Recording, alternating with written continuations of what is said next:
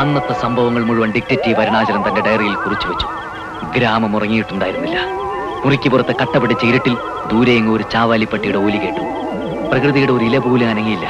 കാറ്റേതോ നിഗൂഢതയിൽ ഒളിച്ച പോലെ. അന്തരീക്ഷത്തിൽ പഴകിയ ചോരയുടെ മണം തളം കെട്ടി നിൽക്കുന്നതായി അരുണാചലത്തിന് തോന്നി. ഡയറി അടച്ചു വെച്ച് ഉള്ളിൽ കെട്ടുപിടിഞ്ഞു കിടക്കുന്ന ചിന്തയുടെ കുരുക്കൾ അഴിക്കാൻ തുടങ്ങായിരുന്നു അയാൾ. ഒടുന്നിനെ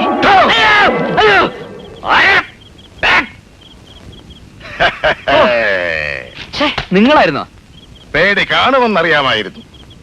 അതിന്റെ അളവ് പരിശോധിക്കുകയായിരുന്നു ഞാൻ. വളരെ കൂടുതലാണ്. ഓ, രാത്രി ഡിറ്റക്റ്റീവ് നോവൽ വായിക്കുമ്പോ ഇങ്ങനെ പേടിപ്പിച്ച ആരായാലും പേടിച്ചു പോയില്ലേ?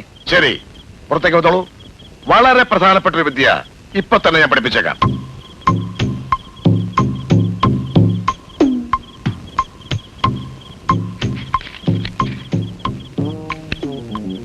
ഉണ്ണികൃഷ്ണൻ ശ്രദ്ധിച്ചോളൂ.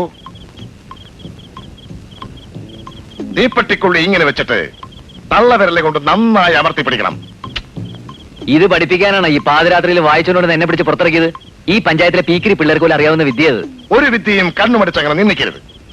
വല്ലഭന് പുല്ലുമായുധം എന്ന് പറയുന്നത് പോലെ ഒരു CIDക്ക് വിജയം കൈവരിക്കാൻ ചിലപ്പോ ഒരു തീപ്പെട്ടിക്കൊള്ളിയുടെ സഹായം വേണ്ടി വരും.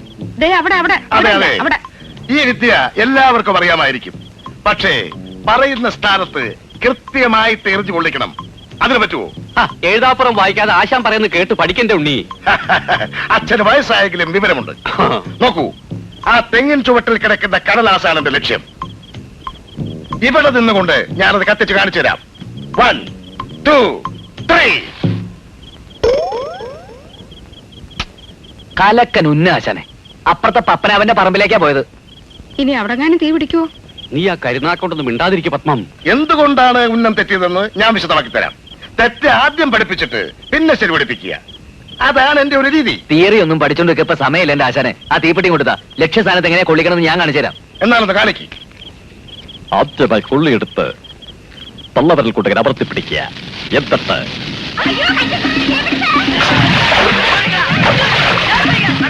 എന്റെ മുത്തപ്പ, കൃഷികാശൻ നായർ എറിഞ്ഞ കൊള്ളി പത്മനാഭന്റെ വൈക്കത്തുറവിലാണല്ലോ ചെന്ന് വീണത്.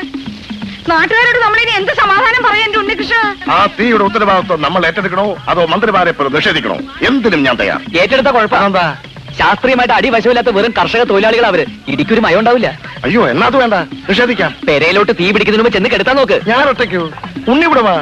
നീയും കൂടെ നോടി ചെല്ലേന്റെ ഉണ്ണികൃഷ്ണ. തീപ്പെട്ടിക്കുള്ളിക്ക് ശക്തിയാണെന്ന് ഇപ്പൊ മനസ്സിലായി. കോപ്പടപാട് പോ. ഗണപതിക്ക് വെച്ചതിന്റെ കാക്ക കൊണ്ടുപോയല്ലോ.